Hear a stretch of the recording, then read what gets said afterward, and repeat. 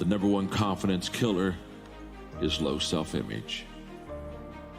I don't think I can rises from a deeper I don't think I am. I don't think I can rises from a deeper I don't think I am. Lower self-worth translates into 37% less willingness to negotiate and use of 11% fewer negotiation strategies. Increased self-worth correlates with a greater willingness to incur the risk of prolonged negotiation and greater adaptability. This is a powerful statement on negotiation. You won't even go and negotiate if you don't have the confidence. In short, the less confidence you have in yourself, the faster you will give up trying to get what you want. That's a fact. When I see a person that quits quickly, they have low self-confidence, low self-esteem. That's why they quit. Fear is another killer of confidence. You see, confidence comes from not always being right, but not fearing to be wrong. When you run into a confident person, the confident person isn't always right. They just don't fear being wrong. I can tell you every day, I'm confident about a lot of decisions. Now, some of the decisions I'm confident about aren't the best decisions, but I don't look at myself and say, well, what happens if I fail? What happens if I'm wrong? It just doesn't bother me. I don't fear that failure. There's a popular cliche that says, you don't know what you can do until you try. I like that you never try until you know what you can do. Confidence releases the risk. Confidence releases the risk. All my life, I've tried to share my confidence with others. All my life, I've tried to bring people that were maybe had a little bit more timidity about decision making in life and go alongside of them, put my arm around them and say, hey, I'll loan you my confidence for a while. Let's go do it.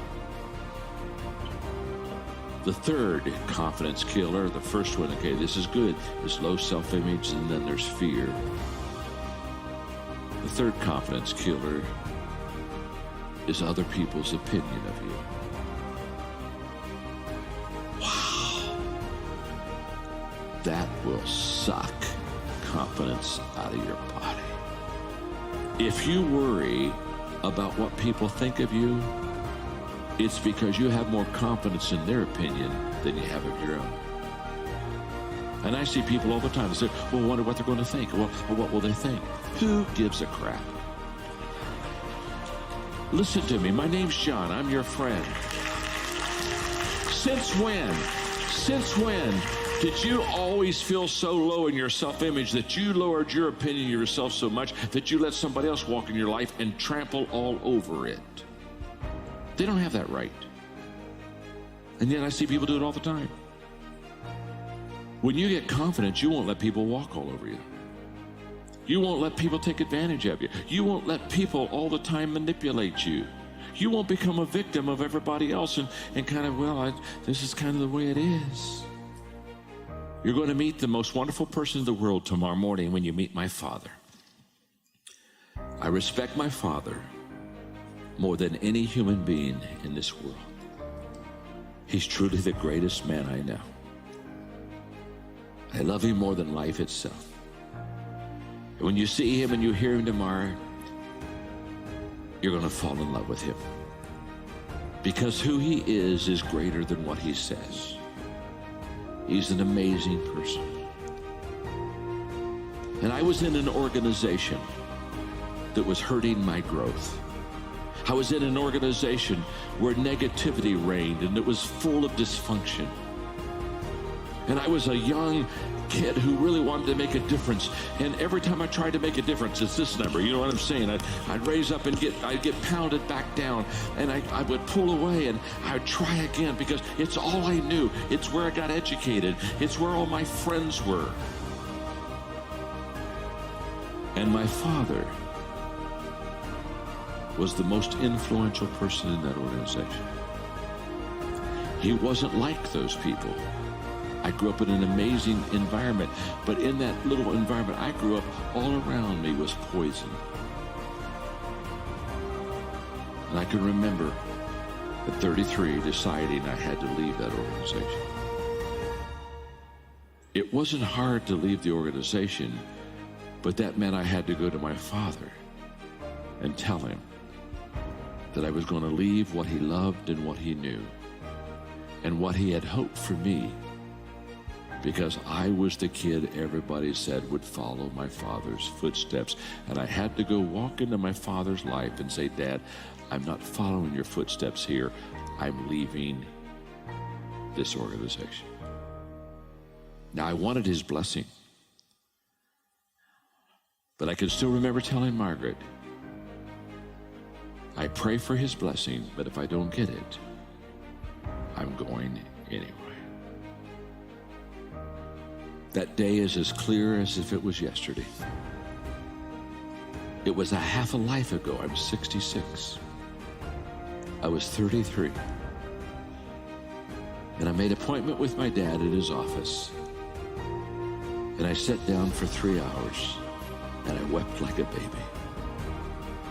And I said goodbye to the people I knew, and to the school I knew, and to the church I knew, and to the culture I knew. And I looked at my father and I said, Dad, I'm going.